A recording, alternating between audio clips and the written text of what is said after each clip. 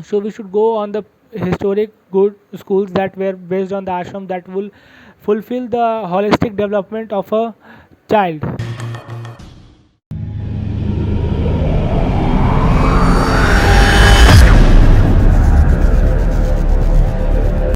Good evening, friends.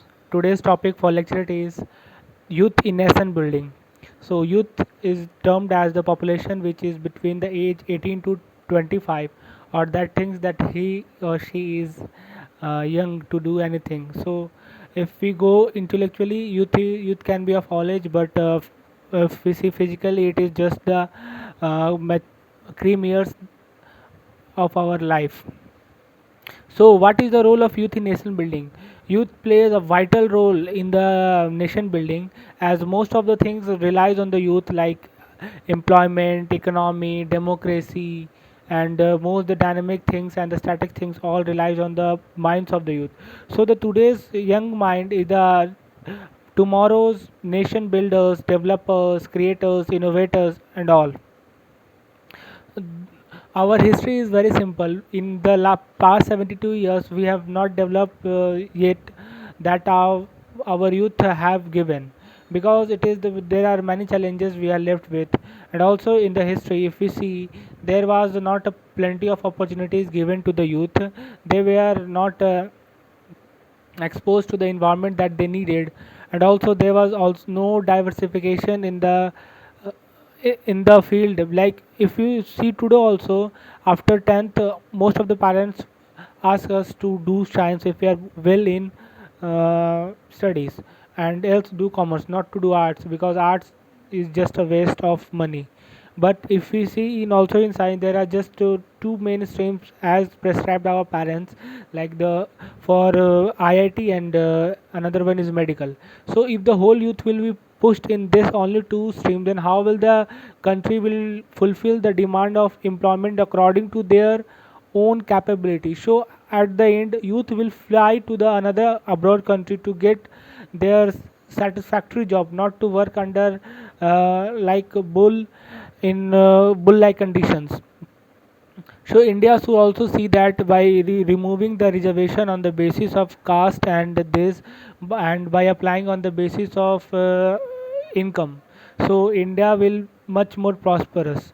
And also we have the highest youth population in terms of percentage, like 55% is in the age group of 18, is the age group below to 25, and 60% of population of our is working. This means we have an age over most of the countries in the world, in the dynamic growth of all sectors of our country. But on the contrary of the popular belief, our youth is busy on the making TikTok, Instagram reels, and wasting time by following the influencer that are just having their own shit get done by publishing more and more videos, getting them liked, shared, commented, and our youth is just wasting time on that. They just think that the things have come from the West are cool. No, no, not that are cool, because the Western itself are copying, implementing our rules that were much more introduced earlier.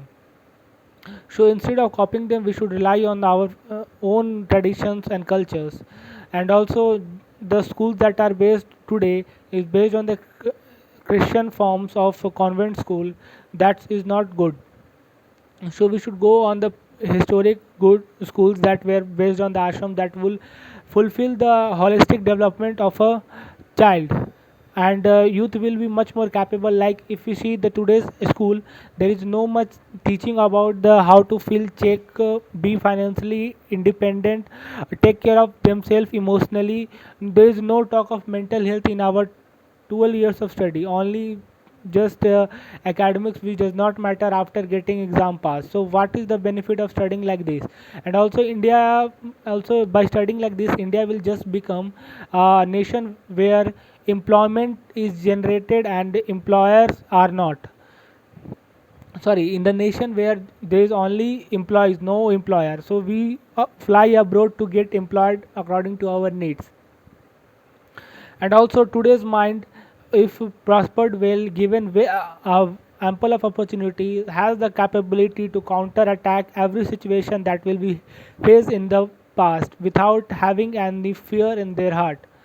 So, further in this point, I would like to conclude with the today's youth should know about their capability are that they can have, and also not to be divided by the youth, divided among the youth by the political leaders, because they just want their votes, not our rights to get done. So we should be on the real problems, not on the fake problems like Islamophobia or racism, because it will just divide us. And we should also bring creative and innovative ideas to counteract the new challenges and security our country should the new challenges our country is facing, and the security that we can build in the resistance of that. Thank you.